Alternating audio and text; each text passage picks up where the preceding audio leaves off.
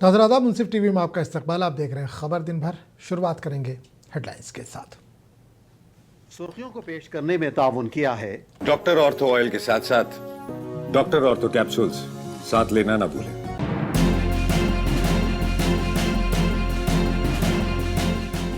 हिंदुस्तान और मलेशिया ने मुख्तलिफ शोबों में ताउन को मजीद फरोग देने से किया इत्तफाक। पीएम मोदी ने कहा, दहशत गर्दी पर नहीं होगा कोई समझौता।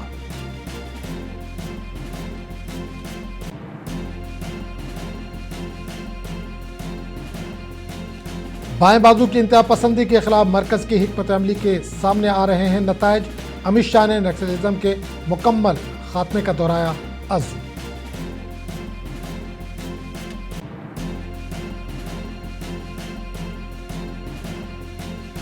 यूनिफॉर्म सिविल कोड को इत्तफाक राय से बनाया जाए, तकसीम पैदा न की जाए। आरएसएस सरबराह मोहन भागवत का बयान।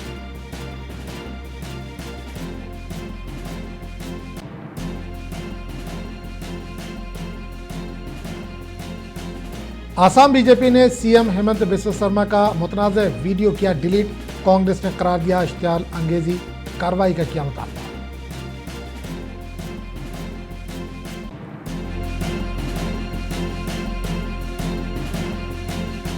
रुकने पार्लियामेंट पप्पू यादव को पटना मेडिकल कॉलेज अस्पताल से बेऊर जेल किया गया मुंतकिल। मामले पर बढ़ी सियासी हलचल, कांग्रेस का एहतजाज।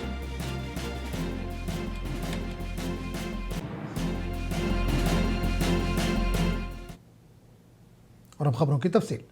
हिंदुस्तान और मलेशिया ने वजीर आजम नरेंद्र मोदी के मलेशिया के हममनसब अनवार इब्राहिम के साथ वसी पैमाने पर बातचीत के बाद दिफाई और सिक्योरिटी, सेमीकंडक्टर और तिजारत के शोबों में ताउन को मजीद फरोग देने से इत्तफाक किया है।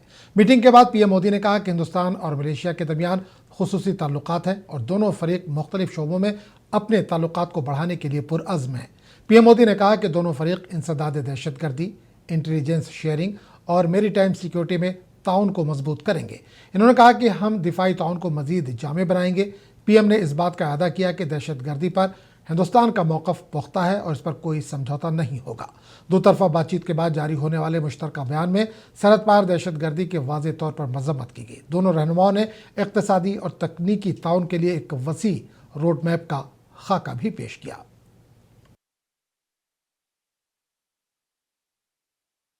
हमारा साझा मत है कि आज के चैलेंजेस का समाधान करने के लिए ग्लोबल इंस्टीट्यूशंस का रिफॉर्म बहुत जरूरी है। हम शांति के सभी प्रयासों का समर्थन करते रहेंगे और आतंकवाद पर हमारा संदेश स्पष्ट है, no double standards, no compromise. Excellency, Bharat Malaysia संबंधों के प्रति आपकी प्रतिबद्धता का हम सराहना करते हैं।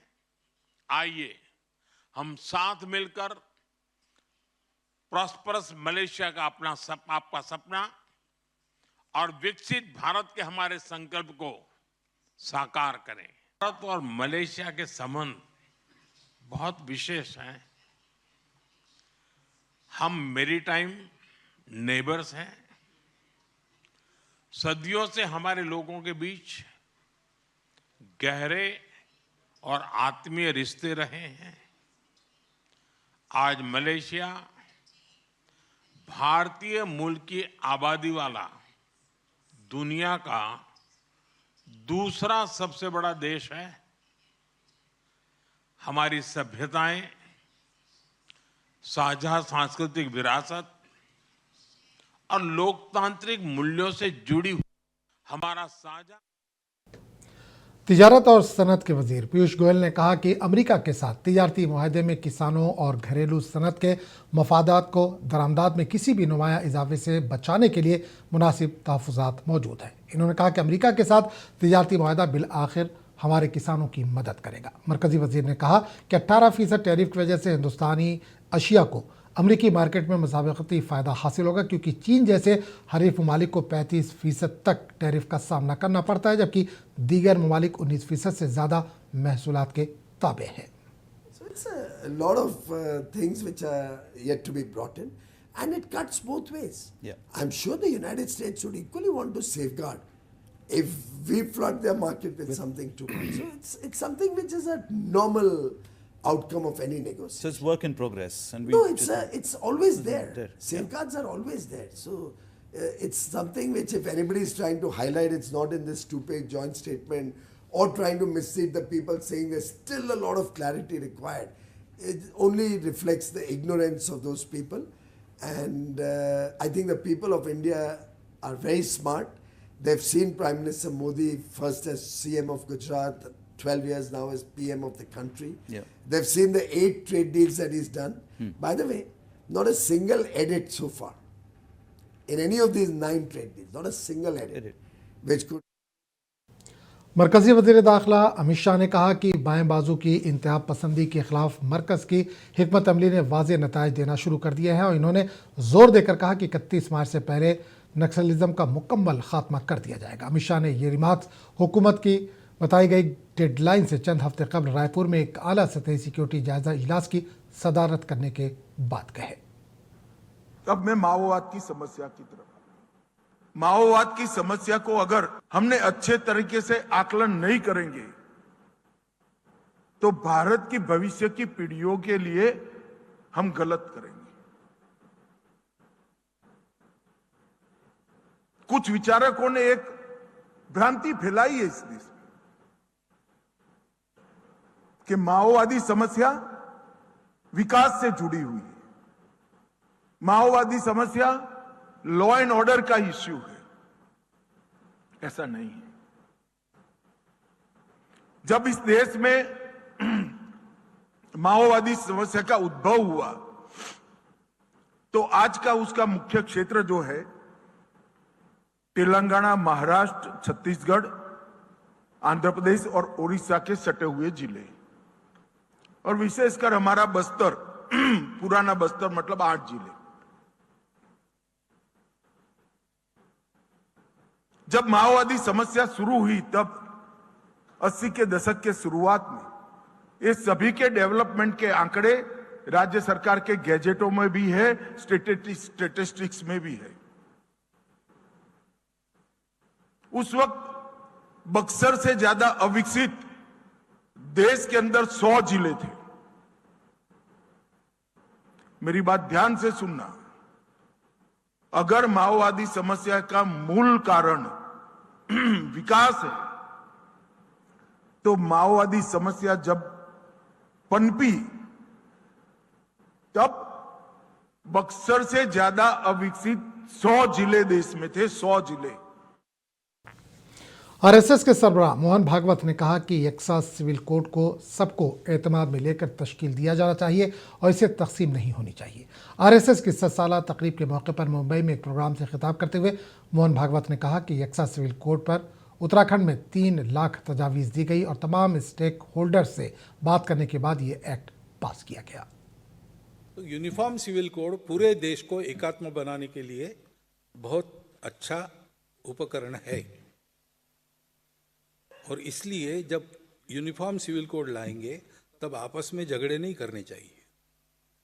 लाना इस तरह से है, जो उत्तराखंड ने लाते समय क्या किया उन्होंने, पहले एक बिल बना के जनता में डाल दिया कि ऐसा हम लाने वाले हैं, आपके सुझाव लाओ। 3 लाख सुझाव आए, सबके साथ बात की उन्होंने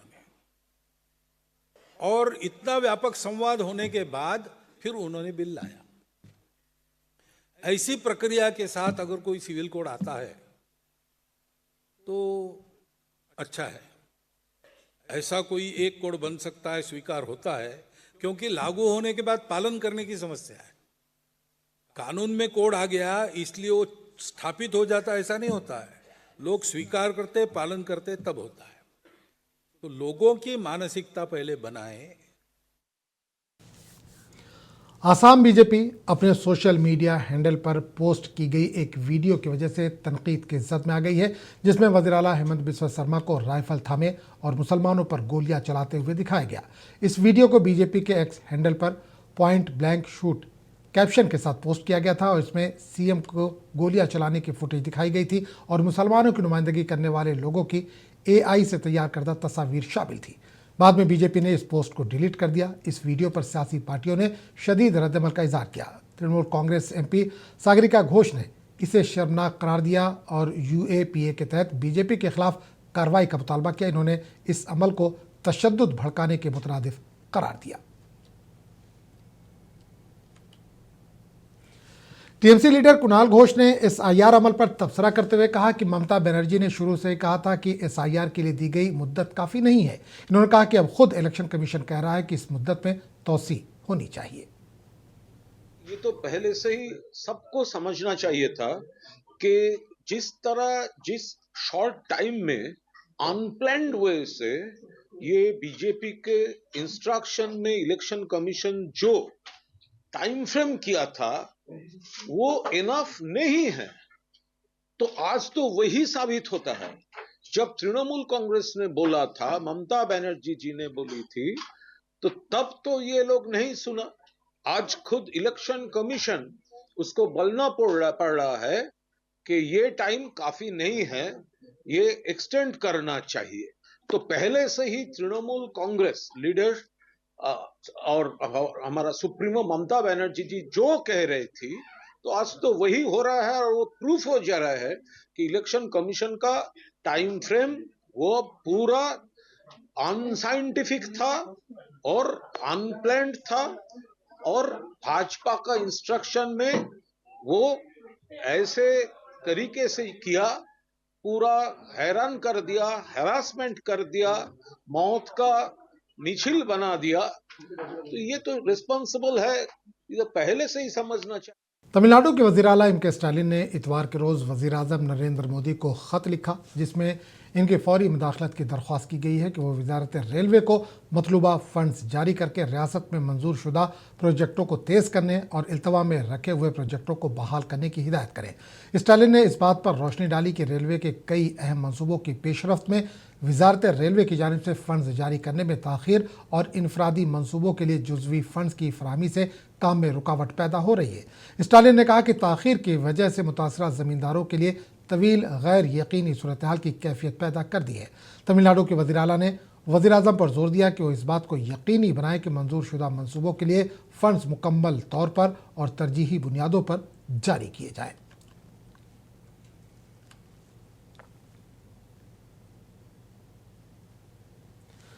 दिल्ली की वज़ीर आला रेखा गुप्ता का कहना है कि 8 फरवरी दिल्ली के लोगों का शुक्रिया अदा करने का एक बहुत अहम दिन है जिन्होंने वज़ीर आज़म नरेंद्र मोदी की क़यादत में अपना भरोसा किया। रेखा गुप्ता ने कहा कि रामलीला मैदान में मुनक़िदा प्रोग्राम में हमने दिल्ली को 500 नई ई बसें फराहम की हैं।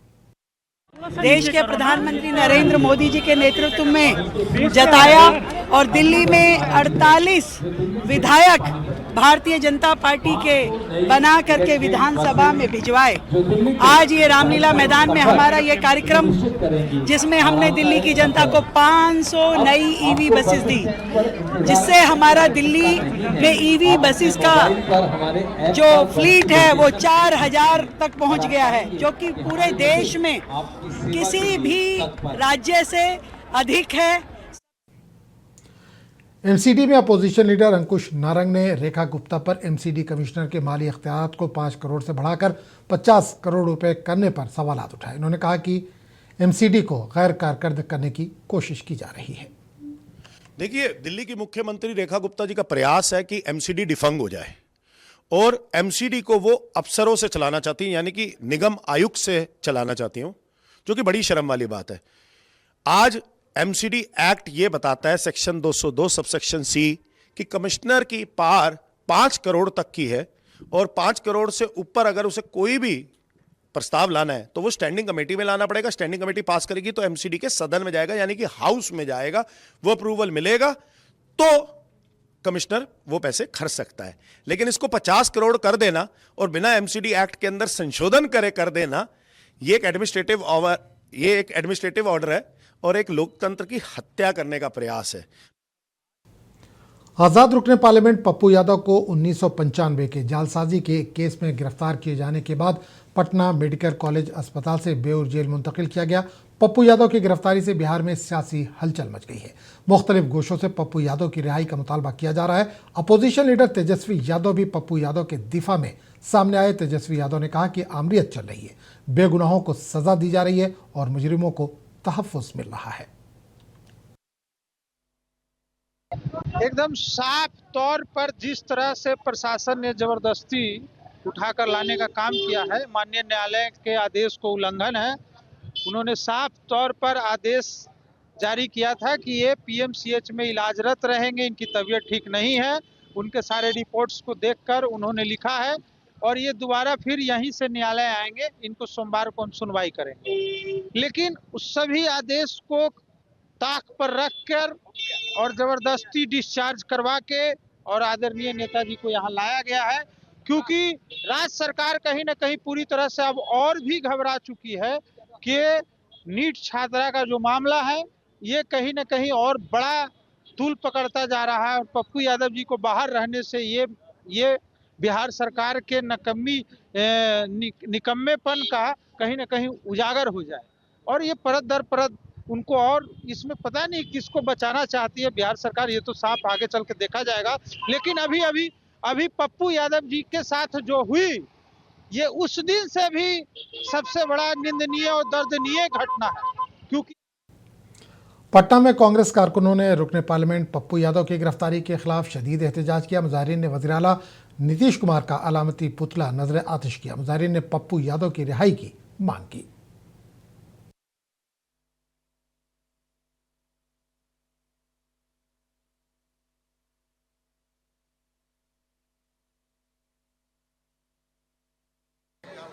देखिए, जवाबदेही नीतीश कुमार जी की थी, उनकी पुलिस महकमा को थी कि बेटी को न्याय दिलाते तो आज हम सड़कों पर न होते। आज सड़कों पर बिहार कराहता नहीं। आज बेटियां इस तरह से अपने को जो आज असुरक्षित महसूस करती है, नहीं करती। न्याय दे दीजिए। पप्पू यादव को गिरफ्तार कर रहे हैं, प्रताड़ित कर रहे हैं, आपको जितना करना है कर दीजिए, लेकिन ये कम से कम गारंटी दे दीजिए कि बिहार में बेटियां सुरक्षित रहेगी। शिवसेना यूबीटी लीडर संजय राउत ने मुंबई के मेयर को बांग्लादेशी दरअंदाजों को शहर से मुल्क बदर करने का चैलेंज दिया। संजय राउत ने इल्जाम लगाया कि बीजेपी के लीडरान बांग्लादेशी दरअंदाजों के मामले पर ड्रामेबाजी कर रहे हैं। कि मुंबई के महापौर ने, जो नवनिर्वाचित महापौर होने वाले, उसने कहा कि हम मुंबई से बांग्लादेशी को हटाएंगे। हटाइए, पूरे देश भर से हटाइए। ये आपका मूवमेंट बहुत सालों से चल रहा है। अब तक कितने हटाया उतना बोलो मुझे। हाँ, चुनाव के पहले या चुनाव के बाद ये आपकी राजनीति चलती है। बांग्लादेशी हटाओ, अरे हम क्या कब बोला कि मत हटाओ? सबसे पहले तो मुंबई में बाला साहब ठाकरे ने ये शुरू किया था, हमने शुरू किया है। एक भी बांग्लादेशी जो घुसखोर है उसको हम नहीं रहने देंगे। नेशनल कॉन्फ्रेंस से डॉक्टर फारूक अब्दुल्ला ने पाकिस्तान के इस्लामाबाद शहर में हुए बम धमाके को अफसोसनाक और इंसानियत सोच करार दिया। श्रीनगर में मीडिया से बात करते हुए फारूक अब्दुल्ला ने कहा कि इस्लामी ममालिक की खराब हालत अल्लाह ताला से दूरी के सबब है। देखिए, अफसोस इस बात का कि अल्लाह के घर में भी अब बम फटने लगे। ये दिखाता है हम अल्लाह से कितने दूर हैं और हम उस मंजिल की तरफ चल रहे हैं जिसके लिए जहन्नम तैयार है। अफसोस है मुझे इस बात। पाकिस्तान में बार-बार ब्लास्ट हो रहे, क्या कहेंगे वहाँ पे क्या कहेंगे? तो सर आप समझते हर जगह ब्लास्ट हो रहे हैं जनाब, कौन सी जगह बाकी रही है? मुझे बताइए, इस्लामी मुल्कों की हालत क्या है? क्या है उनकी हालत? तो जब अल्लाह से दूर हो जाते हो तो यही होता है। दिल्ली में हजरत निजामुद्दीन औलिया की दरगाह में एक दर्दनाक हादसे से गम की लहर दौड़ गई। दरगाह के सज्जादा नशीन सैयद मोहम्मद निज़ामी का गुस्ल खाने में अचानक गीज़र फटने से इंतकाल हो गया। इस हादसे में सैयद निज़ामी के अहलिया भी शदीद मुतासिर हुई। बताया जाता है कि गीज़र के फटने से बाथरूम में अचानक आग भड़क उठी और धमाका हुआ, जिसके नतीजे में इनकी मौके पर ही मौत हो गई। इब्तदाई मालूमात के मुताबिक हादसा तकनीकी खराबी के बाइस पेश आया। ताहम पुलिस मामले की तहकीकात कर रही है। इस हादसे पर अहले खाना और दरगाह से वाबस्ता लोग सदमे में हैं।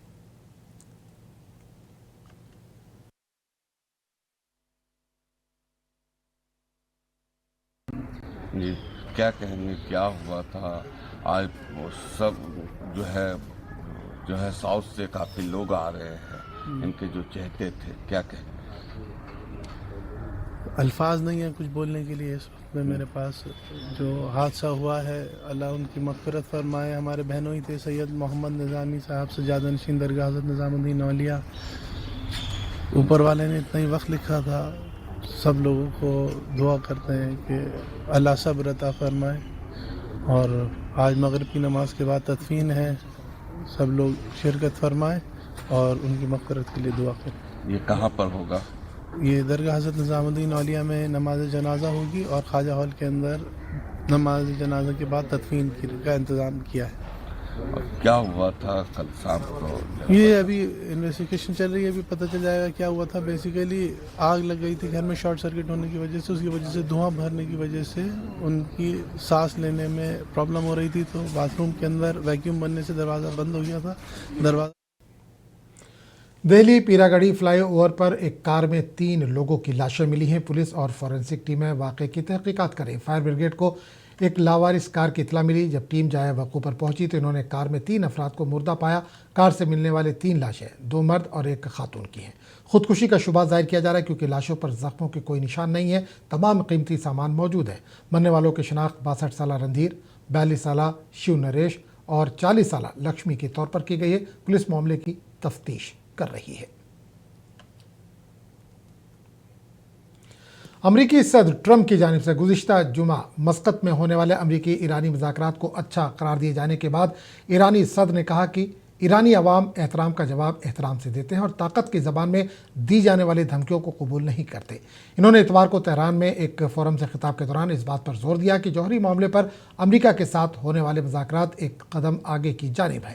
इन्होंने कहा कि मुकालमा हमेशा से तनाज़ात को पुरअमन तरीके से हल करने के लिए ईरान की हिकमत अमली रही है। मज़ीद ये कि इन्होंने वाज़े किया कि जौहरी उमूर से मुतल्लिक़ ईरान का मौक़िफ़ अदम फैलाव के मुआहदे में दर्ज हुकूक पर मबनी है।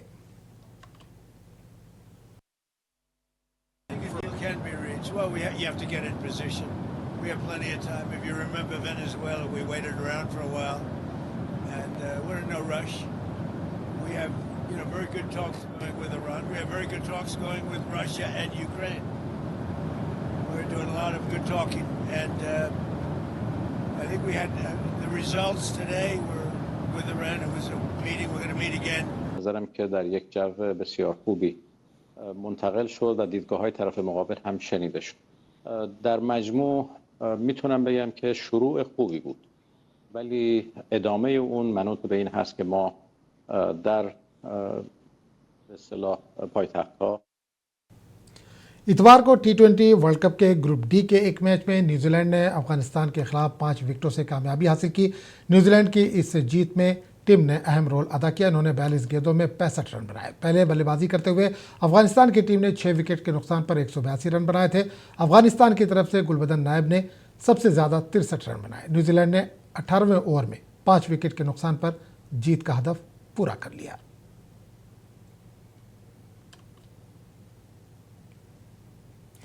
आईसीसी T20 के ग्रुप सी के मैच में इंग्लैंड ने नेपाल को 4 रनों से हरा दिया। इंग्लैंड ने पहले बैटिंग करते हुए नेपाल के सामने 185 रनों का हदफ दिया था। इंग्लैंड की तरफ से जैकब ने निस्फ सेंचुरी स्कोर की। नेपाल के बल्लेबाजों ने भी जीत के हदफ को हासिल करने के लिए अपनी जी तोड़ कोशिश की। ताहम मुकर्ररा 20 ओवर में 6 विकेट के नुकसान पर 180 रन ही बना सकी। लोकेश बाम ने 20 गेंदों में 39 रन के इनिंग खेलते हुए अपनी टीम को जीत के करीब पहुंचा दिया था, लेकिन 4 रन के फर्क से टीम को शिकस्त का सामना करना पड़ा।